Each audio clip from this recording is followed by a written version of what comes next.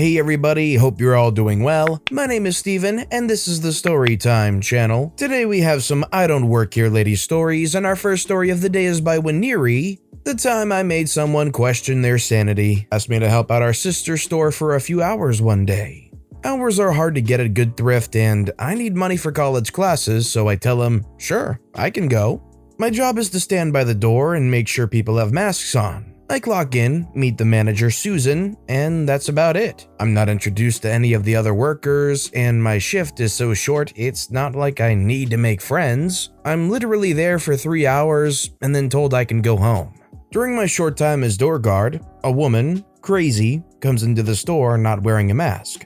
I tell her, I'm sorry ma'am, but you need to be wearing a mask. Crazy looks at me, tries to get closer, and spits out, I will not. I tell her that unless she wears a mask, she needs to leave. This makes her go, well, crazy. She starts telling me that she doesn't have it. She knows because she was just tested 2 months ago. She will not wear the mask because it isn't her job to keep other people safe. I get on my radio and call Susan up to the front. The moment Susan shows up, Crazy tells her how rude I was and how she doesn't need to wear the mask. Susan tells her, I'm sorry, but it is policy. We can be shut down if we don't comply with the health code rules. Why didn't you tell me that? Crazy demands. She puts on a mask, goes into the shop, and Susan tells me to call her if Crazy utters another word about the mask. In 3 hours, I had 4 people insist they crap exemptions to logic. When Susan would appear, they would put on the masks and not utter another word. When I was finally done, Susan thanked me. She said she might need more hours if I was interested. I let her know my schedule with school was pretty busy and I didn't think I could drive 30 minutes just for a few hours. I decided to shop just to see what they had. Sister store had a huge clothing section with a cold selection of beautiful dresses. I was looking through the dresses, my lanyard off, my black polo shirt covered by a jacket. I'm still pretty recognizable with my hair color, which attracted Crazy back over to me, like a cracked out moth to a ginger flame. Crazy grabs my arm, shakes it, and says, what is the price for this? I step to the side, still looking at the dresses. I don't work here. Crazy touches my arm again, this time to jab the freaking hanger at me. She says in a tone like crack or royalty, even if you're off the clock, you can tell me who to speak to about the price. I turn to look at her, narrow my eyes, and shrug. I don't work here. I am a customer. Please leave me alone. I walk off. She follows me. I just want to know the price. I don't know what to tell you. Leave me alone. I am going to talk to the manager. You do that. Leave me alone. Crazy ends up walking away, I guess to find her brain among the racks. I get a few pairs of pants, 2 polo shirts, and a dress. When I'm checking out, Crazy appears out of the mist to speak with whom she assumes are my beloved coworkers. Crazy tells the girl checking me out, she has been so rude to me, can you get a manager? The girl blinks, she doesn't work here. Crazy begins to get upset again. She was at the door, she just worked. I say I have no idea what she's talking about. I don't work here and I have never worked here. I don't recognize her, the poor cashier said. Eventually, Crazy demands the manager. Susan comes up, asks what the issue is, and tells the woman, oh, she doesn't work here. Crazy ends up throwing her shopping on the counter, leaving the store in a huff. Susan tells me that Crazy is in here all the time causing issues, and she hopes she never comes back. She then tells the cashier I am from another store, helped out for a few hours, and I would need the employee discount. I went home, took a shower, and hoped Crazy had a meltdown. The phrasing, people insisted they crap exemptions to logic, is kind of a great way to describe those kinds of people who insist for medical reasons they cannot wear a mask. Does that phrasing bring any interaction you've had with other people to your mind? If so, let me know in the comments down below. Our next story is by Danny Hanny 33. I really wish my work uniform wasn't a red polo. So I work for a company that takes a physical inventory for a lot of different retail stores. For each product, we scan the barcode and type in the quantity of the product. But, and this is important, our inventory machines only record the SKU number and quantity, not the item we scanned. A few weeks after I started, I was scheduled to count at a Target about 30 minutes away from my house. Most inventories are not during business hours, but since Target is huge and we don't have as many employees as we need due to COVID, we had to start a few hours before the store closed in order to finish before it reopened in the morning. I was in the group counting electronics, and a customer started to ask about some toy out of stock. Anytime we have to count while the store is open, we get a lot of questions like this, so it was no big deal. But we also get promotions based on how many items we count per hour, so I tend to cut people off, tell them I'm just there for inventory, and try to point them towards an actual employee of the store.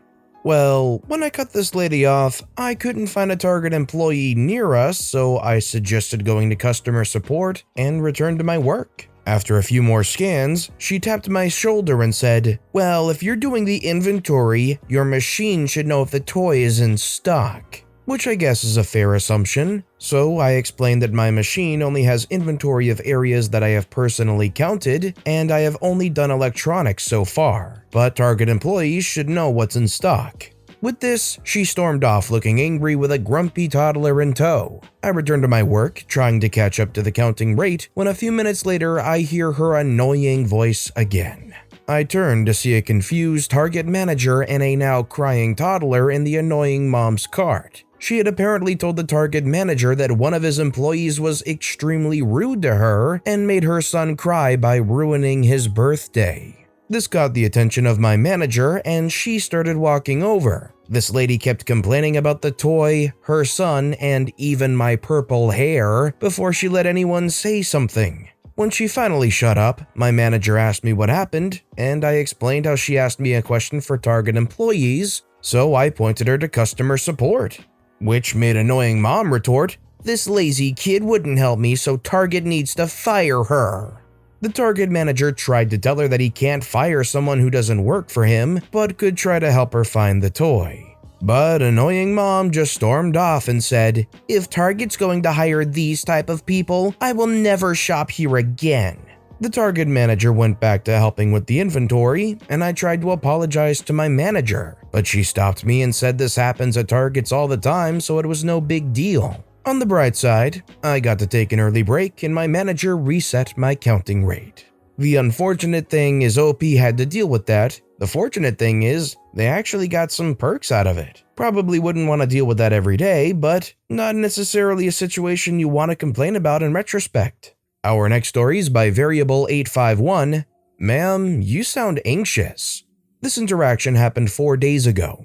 I am a clinical psychologist. One of my office phone numbers must be very close to the number for an appliance sales and repair business.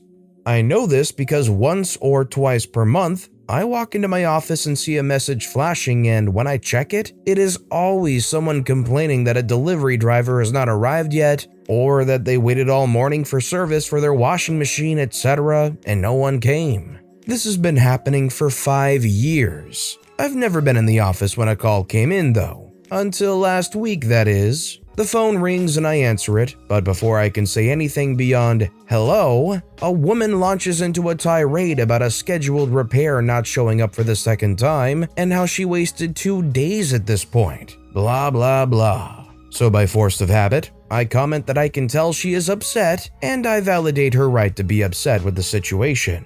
She must have been ready for a fight and she seemed confused, but that didn't stop her as she launched into another tirade. During a gap in her speech, I jumped in again that waiting by the phone or staring out the window for the service person sounds very anxiety-provoking.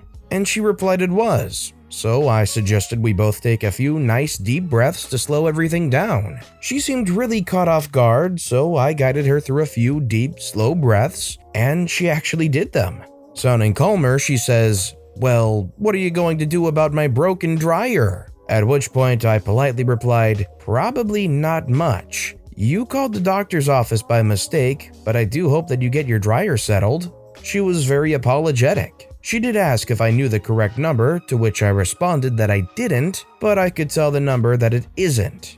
My number. It's a very rare thing when you're able to see somebody actually talk down somebody that's belligerent and confused about your employment status. To be fair though, and OP obviously agreed the same way, they have kind of every right to be upset in that situation. So it's not the fact that they were upset to begin with, it's just they called the wrong number.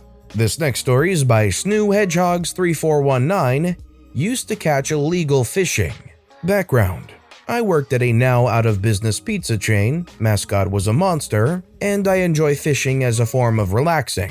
I hold the saying, a bad day fishing is better than a good day working, to be true at times. I was also friends with the local Consies, DNR conservation officers.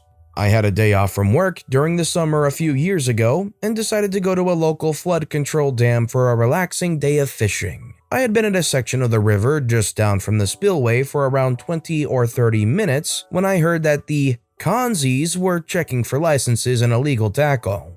I had placed my fishing license on top of my tackle box when one of the officers I knew walked up and the following took place. CO is conservation officer, me is me. The CO says, "May I see your license?" I say, "It's sitting there on my box under the pliers." I never looked away from my pole. They say, "Okay, OP, I see it's out of date." This made me turn and look at him. I say, "You're full of cow dung, LY, and you know it." They say, "Okay, calm down, I just needed you to look at me for a moment. I need you to look across the river and remember the faces of the people I point out to you." Me, a bit confused, starts looking at the people the CO is pointing to, and he is telling me that they are all undercover Consies. One guy sitting between two of them saw this uniformed officer pointing in his direction and left in a hurry. I found out later he had been using snagging hooks out of season and trying to sell them. When the guy left, the CO thanked me for my help and left. Some of the people around me started asking what was going on and if I worked for the DNR or state. I told them no and that I was known to the COs in the area as someone that would try to get lost just so I could find my way around the lake created by the dam, and that the CO needed a way to get the guy to leave so he could be arrested without causing any problems. I then explained how I would drive around during the summer looking for all the hidey holes that might hold fish, sometimes in places that no one had been to in years, and how I walked the lake at winter pool levels looking for items lost from boats or swimmers. I told one older gent that I found an old stone quarry that was underwater during summer pool levels by walking the winter levels. We all had a good laugh at the situation and enjoyed the rest of the day fishing. Sounds pretty crafty by the CO. I'm sure they appreciate having regulars that they know and trust that they can kind of go off of when they suspect that something fishy's going on by somebody else in the area. Our next story is by Pink Panda 376, Walgreens vs. Albertsons. I work at Walgreens. We used to have light blue shirts, like Albertsons, but with the W logo on it. Because Walgreens. I had a morning shift and went into Albertsons on my way to work to pick up something for breakfast. A lady asked if I knew where something was. I shop there often, but I wasn't sure on this item, so I said, "I think it's in the XYZ aisle." The lady says, "You think? And they pay you for that?" I say, "I don't work here?" The lady says, "Don't lie to me. I'm going to talk to your manager about this." I say, "Go ahead. He's at the Walgreens down the street." Skip ahead to when I'm checking out. The store manager is the one ringing me out. The lady says, "I want to complain to you about your employee." The manager says, "I'm very sorry, which employee?" The lady points at me. The manager points at me saying, "Her?" The lady says, "Yes, her." Manager says, "Ma'am, she doesn't work here." "Yes, she does. She's wearing a blue shirt." The manager says, "Yes, she is, with a Walgreens logo on it." You would think that logos and icons would be able to be recognized by people, but you can't fix stupid. Maybe she thought it stood for Walbertsons. Easy mistake. And our final story of the day is by Narose Aaron. I look like I understand grains apparently. Doing my Friday after work grocery shop with my usual determined get in and get the heck out approach, storming up and down the very familiar aisles, grabbing the same things I buy every week for the family, checking the shopping list for the random or unusual weird things. There's a store worker and a blonde woman blocking the baking items aisle, which is annoying because I want to get some pasta. But I'm on a mission, so no time to stop and wait or ask them to move. Also, COVID, while not a big issue in my state, most of whom don't seem to understand 1.5 meters distance, so I don't talk to anyone and keep as far away as possible. Detouring around to do a loop back via the Asian food section, I get distracted by rice, as you do.